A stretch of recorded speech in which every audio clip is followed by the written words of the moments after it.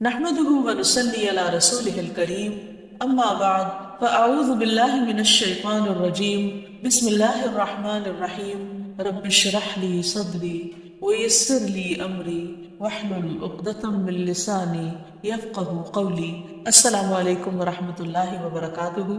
ناظرین، پروگرام دعا کیجیے کے ساتھ آپ کی خدمت میں حاضر ہے۔ آج ہم انشاءاللہ قرض سے نجات کی دعائیں آپ کے ساتھ شیئر کریں گے۔ اللہ سبحانہ وتعالیٰ فرماتے ہیں وَقَالَ رَبُّكُمُ ادْعُونِي أَسْتَجِبْ لَكُمْ، تمہارا رب کہتا ہے کہ تم مجھ سے دعا مانگو، میں تمہاری دعا قبول کروں گا۔ تو انسان کسی بھی قسم کی جب مشکل میں ہو، خواہ وہ بیماری ہو، روحانی یا ذہنی پریشانی ہو، اولاد کی طرف سے کوئی پریشانی ہو یا مالی پریشانی ہو، تو ان تمام مواقع پر انسان کو اپنے رب ہی کو پکارنا چاہیے۔ یہ اللہ تعالیٰ کا وعدہ ہے کہ قُلِ اللَّهُ يُنَجِّيكُم مِّنْهَا وَمِن كُلِّ كَرْبٍ، اللہ تم کو اس وقتی تکلیف اور ہر قسم کی تکلیف سے نجات دیتا ہے۔ تو ہمیں اللہ تعالیٰ ہی کو پکارنا چاہیے۔ پھر اسی طرح اللہ تعالیٰ کو پکارنے سے پہلے اللہ تعالیٰ کی تعریف اور تعریف کے بے پناہ کلمات، اللہ تعالیٰ کی تعریف کے کلمات اتنے زیادہ ہیں کہ اگر انسان ان کو ساری زندگی بھی شمار کرتا رہے تو شمار نہ کر سکے۔ اس لیے نبی صلی اللہ علیہ وسلم نے تعریف کے جو کلمات سکھا دیے ہیں، اگر انسان ان کو سیکھ لے، ان کو یاد کر لے اور ان کے مطابق اللہ تعالیٰ کی تعریف کرے تو اس سے بہتر کوئی چیز نہیں ہو سکتی۔ تو تعریف کے یہ کلمات جو نبی صلی اللہ علیہ وسلم نے ہمیں سکھائے، اللہ اکبر کبیرہ والحمد للہ کثیرہ وسبحان اللہ بکرۃ واصیلا، اللہ سب سے بڑا ہے، بہت ہی بڑا، اور سب تعریفیں اللہ تعالیٰ ہی کے لیے ہیں، اور میں صبح و شام اللہ کی پاکی بیان کرتا ہوں۔ اور حق بھی یہی ہے کہ انسان صبح و شام اللہ سبحانہ وتعالیٰ کی تعریف بیان کرے، اس کو ہر عیب و نقص سے پاک قرار دے، کیونکہ وہ ہے ہی اس لائق اور یہ اس کا حق ہے۔ جہاں تک قرض دینے لینے کی بات ہے تو اس سلسلے میں ہمارا دین کیا کہتا ہے، چند باتیں اس سے متعلق عرض کریں گے۔ سب سے پہلے تو یہ کہ جب کوئی شخص ضرورت مند ہو، محتاج ہو اور قرض مانگے تو اسے قرض دینا چاہیے، کیونکہ کسی کی ضرورت پوری کرنا اللہ تعالیٰ کو بہت پسند ہے۔ پھر اسی طرح قرض لینے اور ادا کرنے کے بھی کچھ آداب ہیں۔ سب سے پہلی بات تو یہ کہ حتی الامکان کوشش کی جائے کہ انسان قرض لینے سے بچے، کیونکہ قرض لینے سے عموماً محبت کے رشتے اور تعلقات ختم ہو جاتے ہیں۔ ویسے بھی جب دوسرے انسان کو یہ پتہ چلتا ہے کہ قرض لینے والا یا مانگنے والا محتاج ہے تو اس کے ضرورت مند ہونے کی وجہ سے یا اس کی مالی حیثیت کی کمی کی وجہ سے دوسرے کے دل میں اس کے مقام میں کمی آ جاتی ہے۔ تو اس لیے اس چیز سے حتی الامکان انسان بچے، اور پھر ہر معاملے میں انسان اللہ تعالیٰ ہی سے مانگے اور کوشش کرے کہ وہ لوگوں سے قرض نہ لے۔ لیکن پھر بھی انسان ہے، انسان کے لیے مالی معاملات، مالی مشکلات اس کے لیے ایک آزمائش ہوتی ہے، ایک امتحان ہوتی ہے، اسے دوسروں سے مانگنے کی ضرورت پیش آ جاتی ہے۔ تو ایسی صورت میں انسان صرف جائز ضرورتوں کے لیے مانگے، عیاشی کے لیے یا صرف خواہشات کی تکمیل کے لیے قرض نہ لے کسی سے۔ یہاں تک کس چیز سے روکا گیا ہے کہ اگر کوئی شخص حج پہ جانے کی بھی، یعنی اتنے بڑے نیک کام کی بھی خواہش رکھتا ہے اور اس کے لیے وہ قرضہ لینا چاہتا ہے تو اس سے منع کیا گیا۔ طارق بن عبد الرحمن سے مروی ہے کہ انہوں نے نبی صلی اللہ علیہ وسلم کے صحابی عبداللہ بن ابی اوفا سے سوال کیا کہ ایک شخص نے حج نہیں کیا، کیا وہ حج کے لیے قرض لے سکتا ہے؟ تو انہوں نے کہا کہ نہیں، یعنی حج جیسے نیک کام کے لیے بھی قرض نہیں لینا چاہیے۔ پھر اسی طرح قرض سے پاک ہونا جنت میں داخلے کی ضمانت ہے۔ نبی کریم صلی اللہ علیہ وسلم نے فرمایا، جس شخص کی روح اس کے جسم سے اس حال میں جدا ہو کہ وہ 3 چیزوں سے بری ہو تو وہ جنت میں داخل ہوگا: تکبر، قرض اور مال غنیمت میں خیانت۔ یعنی جو شخص ان 3 چیزوں سے بچ گیا وہ نجات پا گیا۔ پھر اسی طرح یہ ہے کہ بعض اوقات انسان کسی شرعی مقصد کے لیے قرض لیتا ہے، یعنی حقیقی ضرورت کے لیے قرض لیتا ہے۔ تو ایسی صورت میں عبداللہ بن جعفر فرماتے ہیں کہ رسول اللہ صلی اللہ علیہ وسلم نے فرمایا، اللہ تعالیٰ قرض لینے والے کے ساتھ ہے، یعنی اگر کوئی واقعی حقیقی جائز ضرورت کے لیے لیتا ہے تو اللہ تعالیٰ اس کی مدد کرتے ہیں یہاں تک کہ وہ اپنا قرضہ ادا کرے، بشرطے کہ قرضہ ایسے مقصد کے لیے نہ ہو جو اللہ تعالیٰ کو ناپسند ہو۔ یعنی اس سے یہ بھی پتہ چلتا ہے کہ کسی ناجائز مقصد کے لیے، کسی حرام کام کے لیے اور محض خواہشات کی تکمیل کے لیے قرض نہ لیا جائے، اور اگر انسان جائز ضرورت کے لیے لیتا ہے اور پھر واپس کرے گا اور کرنے کی نیت رکھتا ہے تو اللہ سبحانہ وتعالیٰ اس کی مدد فرمائے گا۔ پھر اسی طرح یہ بھی یاد رکھنا چاہیے کہ انسان قرض لینے کے بعد اس کو ادا کرنے کی فکر کرے، کیونکہ جب انسان کسی کو قرض دینے کی یعنی قرض لوٹانے کی صلاحیت رکھتا ہو اور پھر قرض واپس نہ کرے تو ایسا کرنا بہت بڑا ظلم ہے۔ رسول اللہ صلی اللہ علیہ وسلم نے فرمایا، قرض ادا کرنے میں مالدار کی طرف سے ٹال مٹول کرنا ظلم ہے، اور اگر تم میں سے کسی کا قرض کسی مالدار کے حوالے کیا جائے تو اسے قبول کرے، یعنی قرض خواہ کو کہا جائے کہ کسی دوسرے نے میرا قرض دینا ہے، اس سے لے لو تو وہ مان جائے۔ پھر اسی طرح یہ ہے کہ آپ صلی اللہ علیہ وسلم نے اس بات کی بھی تلقین فرمائی کہ انسان جب قرض واپس کرے تو اچھے طریقے سے، بھلے طریقے سے، خوش دلی کے ساتھ دوسرے کو ستائے نہیں۔ پھر اسی طرح یہ ہے کہ ہمیں یہ بھی تلقین کی گئی ہے کہ جس کا قرض ادا کرنا ہو یعنی جس کا قرض لوٹانا ہو اس کو ہدیہ قبول نہیں کرنا چاہیے۔ ابو بردہ کہتے ہیں کہ میں مدینہ حاضر ہوا تو میں نے عبداللہ بن سلام رضی اللہ عنہ سے ملاقات کی۔ انہوں نے کہا، آؤ تمہیں میں ستو اور کھجور کھلاؤں گا اور تم ایک باعظمت مکان میں داخل ہو گئی۔ کہ رسول اللہ صلی اللہ علیہ وسلم بھی چونکہ وہاں تشریف لے گئے تھے اس لیے انہوں نے اس کو باعظمت کہا۔ پھر آپ نے فرمایا، تمہارا قیام ایک ایسے ملک میں ہے جہاں سودی معاملات بہت عام ہیں۔ اگر تمہارا کسی شخص پر کوئی حق ہو اور پھر وہ تمہیں ایک تنکے یا جو کے دانے برابر بھی یا ایک گھاس کے برابر بھی ہدیہ دے تو اسے قبول نہ کرنا، کیونکہ وہ بھی سود ہے۔ پھر اسی طرح ہمارے دین نے ہمیں یہ بھی سکھایا ہے کہ اگر کوئی شخص اپنا قرض نہ لوٹا سکتا ہو تو کوئی دوسرا شخص اس کی طرف سے ادا کر دے، یعنی انسان کسی اور کے قرض ادا کرنے کی ذمہ داری لے لے، کیونکہ رسول اللہ صلی اللہ علیہ وسلم نے فرمایا، میں ہر مومن کے لیے اس کی اپنی ذات سے بھی زیادہ اس کے قریب ہوں۔ جو شخص قرض یا چھوٹی اولاد چھوڑ کر جائے تو ان کی پرورش میرے ذمہ ہے، اور جو شخص مال چھوڑ کر جائے وہ اس کے وارثوں کا ہے۔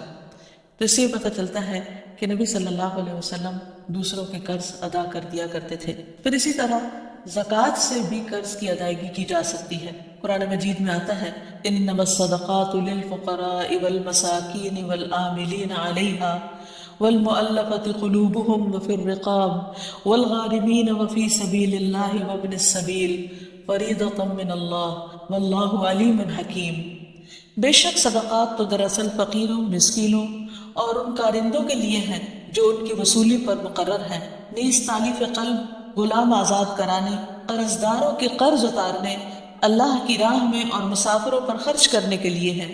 یہ اللہ کی طرف سے فریضہ ہے اور اللہ سب کچھ جاننے والا اور حکمت والا ہے۔ تو اس سے یہ پتہ چلتا ہے کہ اگر کوئی شخص مجبور ہو، تکلیف میں ہو، قرض کے بوجھ تلے دبا ہوا ہو تو اس کا بوجھ اتارنے کے لیے اگر ویسے کوئی ذریعہ نہ بن پائے اور کوئی مدد کرنے کو تیار نہ ہو تو پھر اس کی مدد زکوٰۃ کے مال سے بھی کی جا سکتی ہے۔ لیکن یہ بات یاد رہے کہ ہر انسان جو قرض لے وہ قرض ادا کرنے کی نیت رکھے، کیونکہ جو شخص قرض ادا کرنے کی نیت کرے گا اللہ سبحانہ و تعالیٰ کی اس کے ساتھ مدد ہوگی، اور اس کے لیے انسان کو بھرپور کوشش بھی کرنی چاہیے۔ حضرت عائشہ کہتی ہے کہ نبی صلی اللہ علیہ وسلم نے فرمایا، میری امت میں سے جو شخص قرض کا بوجھ اٹھائے اور اسے ادا کرنے کی کوشش کرتے ہوئے فوت ہو جائے لیکن وہ قرض ادا نہ کر سکے تو میں اس کا ولی ہوں، یعنی نبی صلی اللہ علیہ وسلم نے اس کو اپنے ذمے لیا، پھر کیونکہ یہ ایک بہت بڑی نیکی ہے، ایک بہت بڑا ثواب کا کام ہے۔ پھر اسی طرح یہ ہے کہ انسان کو اس کی بہت زیادہ فکر بھی ہونی چاہیے۔ ابو ہریرہ کہتے ہیں کہ نبی صلی اللہ علیہ وسلم نے فرمایا، میرے لیے یہ بات باعث مسرت نہیں کہ میرے پاس احد کے پہاڑ برابر سونا ہو اور تیسری رات مجھ پر آ جائے اور ان میں سے ایک دینار بھی میرے پاس باقی ہو، یعنی اسے میں اللہ کے راستے میں خرچ نہ کر دوں، سوائے اس دینار کے کہ اس کو میں اپنے قرض کی ادائیگی کے لیے بچا رکھوں۔ یعنی آپ صدقہ کرنے سے زیادہ اس بات کو اہمیت دیتے تھے کہ قرض کو واپس کر دیا جائے، کیونکہ قرض کا ادا کرنا فرض ہے اور صدقہ خیرات جو ہے وہ ایک نفلی عبادت ہے۔ اسی طرح ہم دیکھتے ہیں کہ ہمیں یہ بھی سکھایا گیا ہے کہ جب کوئی فوت ہو جائے تو اس کے چھوڑے ہوئے مال میں سے سب سے پہلے قرض چکایا جائے اس کا، اور پھر اس کے بعد اس کی وصیت پوری کی جائے۔ قرآن مجید میں بھی اس کا تاکیدی حکم ملتا ہے۔ حضرت علی رضی اللہ عنہ فرماتے ہیں کہ رسول اللہ صلی اللہ علیہ وسلم نے قرض وصیت سے پہلے ادا کرنے کا حکم دیا، جبکہ تم لوگ قرآن میں وصیت کو پہلے اور قرض کو بعد میں پڑھتے ہو۔ تو ابو عیسیٰ کہتے ہیں کہ عام علماء کا اس پر عمل ہے کہ وصیت سے پہلے قرض دیا جائے، کیونکہ قرض ادا کرنا فرض کے درجے میں ہے۔ اور پھر قرآن مجید میں پہلے کیوں آیا ہے کہ وصیت کو پورا کیا جائے؟ کیونکہ قرض والا تو قرض کا خود مطالبہ کر لے گا، لیکن وصیت جس کے حق میں کی گئی ہو سکتا ہے اسے معلوم بھی نہ ہو، تو اس کی اہمیت بتانے کے لیے کہ وصیت کو بھی پورا کرنا ضروری ہے، لیکن اگر میت جو ہے اس کے ذمہ قرض ہے اور اس کے ساتھ ساتھ وہ وصیت بھی کر چکا ہے تو پہلے قرض ادا ہوگا، اگر مال بچے گا تو وصیت پوری کی جائے گی۔ پھر اسی طرح یہ ہے کہ اگر کوئی شخص قرض ادا نہیں کرتا تو اس کی روح اس کی وجہ سے قید میں ہوتی ہے۔ سمرہ کہتے ہیں کہ رسول اللہ صلی اللہ علیہ وسلم نے ہمیں خطبے میں فرمایا، کیا یہاں بنی فلاں کا کوئی شخص ہے؟ تو کسی نے کوئی جواب نہیں دیا۔ پھر پوچھا، کیا یہاں بنی فلاں کا کوئی شخص ہے؟ پھر کسی نے کوئی جواب نہیں دیا۔ پھر آپ نے پوچھا، کیا یہاں بنی فلاں کا کوئی شخص ہے؟ تو ایک شخص نے کھڑے ہو کر کہا کہ میں ہوں، اے اللہ کے رسول صلی اللہ علیہ وسلم۔ آپ نے فرمایا، پہلے 2 بار پوچھنے پر تم کو جواب دینے میں کس چیز نے روکا تھا؟ میں تمہیں تمہاری بھلائی کی خاطر پکار رہا تھا، تمہارا ساتھی اپنے قرض کے سبب قید میں ہے۔ سمرہ کہتے ہیں، میں نے اسے دیکھا کہ اس شخص نے اس کا قرض ادا کر دیا، یہاں تک کہ کوئی اس سے اپنا قرض مانگنے والا نہ بچا۔ یعنی آپ صلی اللہ علیہ وسلم نے اس بات کا اہتمام کیا کہ میت کی روح کو آزاد کرانے کے لیے اس کے قرضے چکا دیے جائیں۔ یاد رہے کہ شہید سے بھی قرض معاف نہیں۔ عبداللہ بن عمرو بن العاص کہتے ہیں کہ رسول اللہ صلی اللہ علیہ وسلم نے فرمایا، شہید سے سوائے قرض کے سب گناہ معاف کر دیے جاتے ہیں۔ نبی صلی اللہ علیہ وسلم نے ایسے شخص کا جنازہ پڑھانے سے انکار کر دیا جس کے ذمہ قرض تھا۔ ابو ہریرہ کہتے ہیں کہ نبی صلی اللہ علیہ وسلم کے پاس جب کوئی جنازہ لایا جاتا تو آپ پہلے یہ سوال پوچھتے کہ کیا اس شخص پر کوئی قرض ہے؟ اگر لوگ کہتے کہ ہاں تو آپ پوچھتے کہ اسے ادا کرنے کے لیے کیا اس نے کوئی مال چھوڑا ہے؟ اگر لوگ کہتے کہ ہاں تو آپ اس کے نماز جنازہ پڑھا دیتے، اور اگر جواب میں نہ بولتے تو نبی صلی اللہ علیہ وسلم فرماتے کہ اپنے ساتھی کی نماز جنازہ خود پڑھ لو۔ یہ اس وجہ سے کہ لوگوں کو اس بات کا احساس ہو کہ قرض موت کے بعد بھی انسان کے لیے باعث وبال ہے اگر ادا نہ کیا جائے۔ پھر اسی طرح جو قرض ادا نہ کرنے کی نیت سے قرض لے، ایسے شخص کی بہت مذمت کی گئی ہے۔ نبی صلی اللہ علیہ وسلم نے فرمایا، جو کوئی لوگوں کا مال قرض کے طور پر ادا کرنے کی نیت سے لیتا ہے تو اللہ تعالیٰ بھی اس کی طرف سے ادا کرے گا، یعنی اللہ تعالیٰ مدد فرمائے گا اس کی۔ اور جو کوئی نہ دینے کی نیت سے لے کہ دینا نہیں، بس دوسرے کا مال ہتھیا لو قرض کے بہانے، تو اللہ تعالیٰ اس کو تباہ کر دے گا۔ رسول اللہ صلی اللہ علیہ وسلم نے فرمایا، جو مرد بھی قرض لے اور اس کی نیت یہ ہو کہ قرضہ ادا نہ کرے گا تو وہ اللہ سے چور بن کر ملے گا۔ یعنی یہ معمولی بات نہیں ہے، بہت بڑا گناہ ہے اگر کوئی ایسی نیت رکھے۔ پھر اسی طرح ایک اور روایت میں آتا ہے کہ محمد بن عبداللہ بن جحش سے روایت ہے، وہ فرماتے ہیں کہ اللہ کے رسول صلی اللہ علیہ وسلم اس جگہ بیٹھے ہوئے تھے جہاں جنازے رکھے جاتے تھے، تو آپ نے اپنا سر آسمان کی طرف اٹھایا، پھر اپنی نگاہ کو نیچے کیا، پھر اپنا ہاتھ اپنی پیشانی پر رکھ کر فرمایا، سبحان اللہ سبحان اللہ، کیا سختی اتری ہے۔ فرماتے ہیں کہ ہم نے پہچان لیا اور ہم خاموش ہو گئے۔ جب دوسرا دن ہوا تو میں نے رسول اللہ صلی اللہ علیہ وسلم سے پوچھا کہ کیا سختی ہے جو نازل ہوئی ہے؟ آپ نے فرمایا، قرض کے بارے میں، اس ذات کی قسم جس کے قبضے میں میری جان ہے، اگر کوئی شخص اللہ کے راستے میں قتل کر دیا گیا ہو، پھر وہ زندہ ہو جائے، پھر مار ڈالا جائے، پھر زندہ ہو، پھر مار ڈالا جائے، اور اس پر قرض ہو، تو وہ جنت میں داخل نہ ہو سکے گا۔ یعنی یہ بہت بڑی بات ہے، اس لیے انسان کو عام حالات میں چھوٹی موٹی ضرورتوں پر قرض نہیں لینا چاہیے، لیکن اگر کوئی شدید ضرورت ہو تو ادا کرنے کی نیت سے لینا چاہیے اور پھر ادا کرنے کی کوشش بھی کرنی چاہیے۔ پھر اسی طرح یہ ہے کہ اگر کوئی شخص مقروض مرے گا تو قیامت کے دن جس سے قرضہ لیا ہوگا اس کو مقروض کی نیکیاں دے دی جائیں گی، اور اگر اس کے پاس نیکیاں نہیں ہوں گی تو قرض دینے والے کی برائیاں مقروض کے ذمہ ڈال دی جائیں گی اور وہ ان کی سزا بھگتے گا، کیونکہ وہاں درہم و دینار نہیں ہوں گے، صرف نیکیاں ہی ہوں گی۔ دوسری طرف ہمارے دین رحمت ہے، تو اس میں مقروض کو معاف کر دینے پر بھی بہت سی احادیث ہمیں ملتی ہیں اور اسے ایک بہت بڑی نیکی قرار دیا گیا ہے۔ رسول اللہ صلی اللہ علیہ وسلم نے فرمایا کہ جو شخص قرضے پر مہلت دے اس کے لیے روزانہ صدقہ کرنے کا اجر ہے۔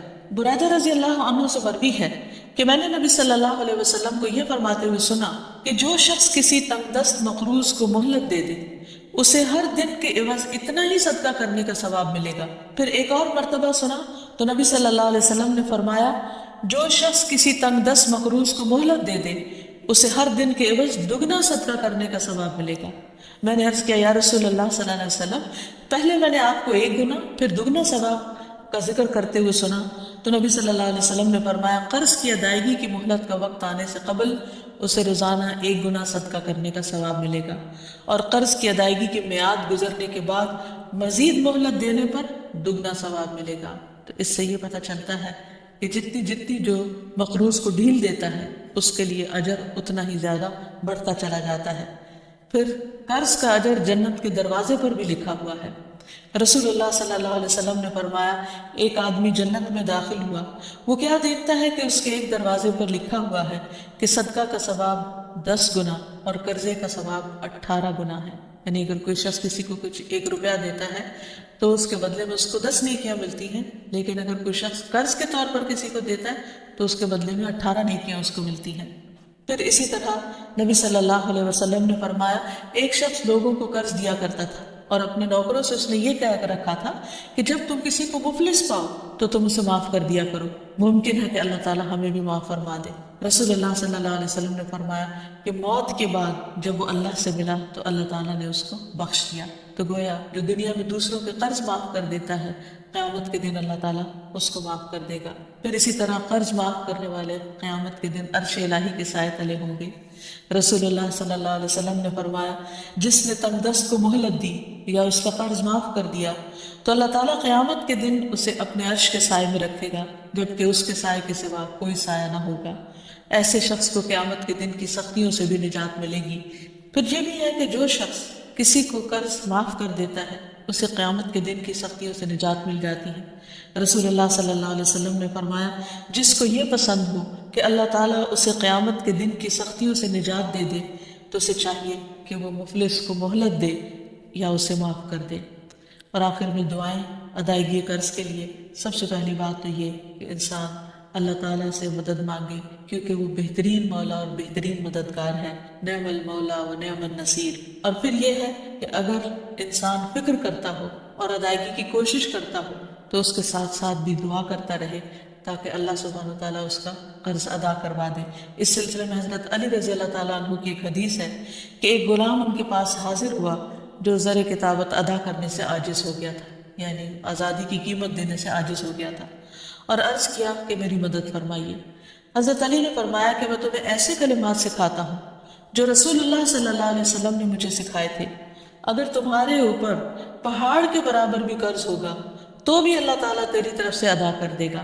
یوں کہا کرو اللہم اکفنی بحلالک عن حرامک واغننی بفضلک عمن سواک، اے اللہ مجھے حلال مال دے کر حرام سے باز رکھ اور مجھے اپنے فضل سے اپنے علاوہ دوسروں سے بے نیاز کر دے۔